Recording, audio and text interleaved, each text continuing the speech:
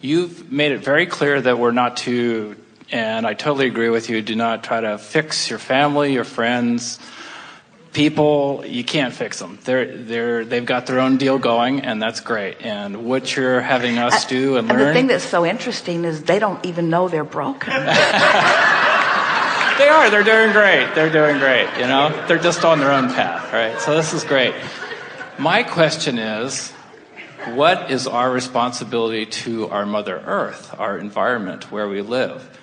How is our consuming and what that appears to be doing to the planet in terms of the air, water? Well, it's interesting because we heard you make your very strong statement about how we shouldn't be trying to fix others. Mm-hmm. And then you want to know what is our responsibility to Mother Earth. Yeah. And we think you're thinking about a lot of them when you say that.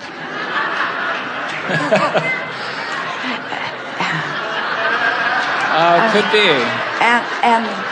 And because we want to start with you by saying that when you are in your vortex, when you are in alignment with who you are, every action that's inspired, everything that comes from you would benefit the object of your attention from your in the vortex stance. So it would not be possible for you to do anything other than benefit Mother Earth or anything else that was your object of attention if you are tending to your vortex first and then.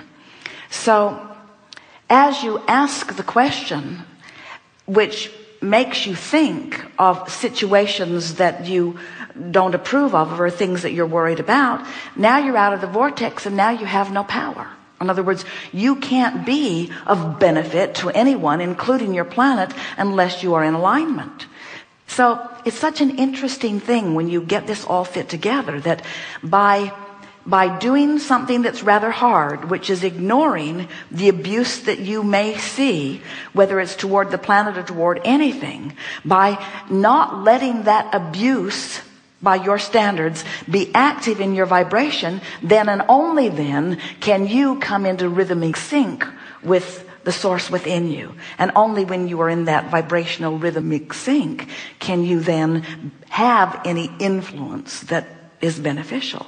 So one comes before the other. You really have to let whatever anybody else is doing not be any of your business, because we've not met one of you. It is so interesting.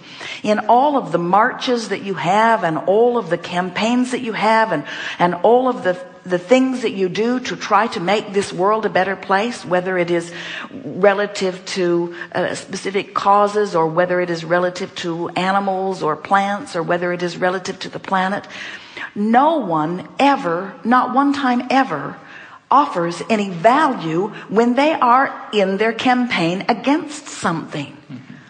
In your campaign against, you put more into the vortex, but there's enough in the vortex to keep you all spinning splendidly for 20 or 30 lifetimes. In other words, you really don't need more consternation to cause more growth expansion in the vortex. It's time for you and others to relax into and become a vibrational match to the well-being that you're seeking. So then what happens is when you really hear that and you finally leave them all to their own devices, whatever they are, and you no longer use them as your excuse to be in or out of the vortex. They're not a player. They have no relativity to you and the relationship between you and your vortex. You've got that down. It's simple, it's clear, and it becomes easy when you leave all the rascals out. In other words, when you finally accept, I cannot control the uncontrollable, and therefore I give up. I'm no longer going to try. And you then, by that release of resistance, come into alignment and come into your vortex. You'll be inspired to words, to ideas, to movements. You'll rendezvous with people that have the ability to make things happen. In other words, you'll have fun in your participation in positively affecting Mother Earth. One other thing we want to say to you is that Oh, and we're celebrating already the way you will feel when you find full resonance with this knowing that we hold.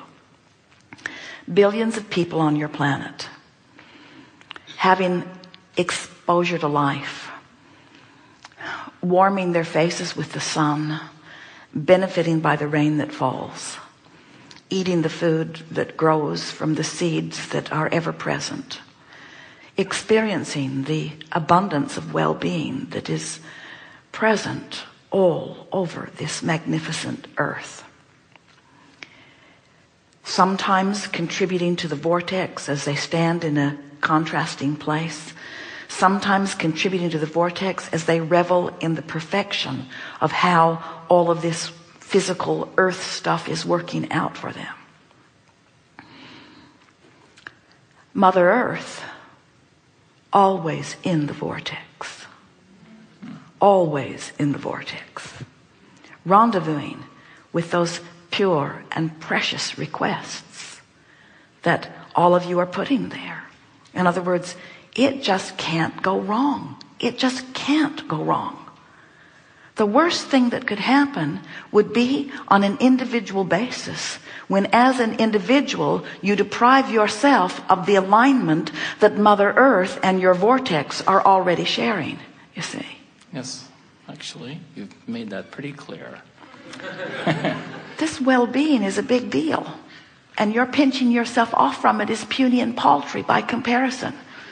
And even if you line all the rascals up and make them one big clump, they're still puny and paltry by comparison with this vortex and this Mother Earth and this legacy of well-being and this non-physical energy and the power of well-being that is not just a promise of the future, it's a vibrational now thing.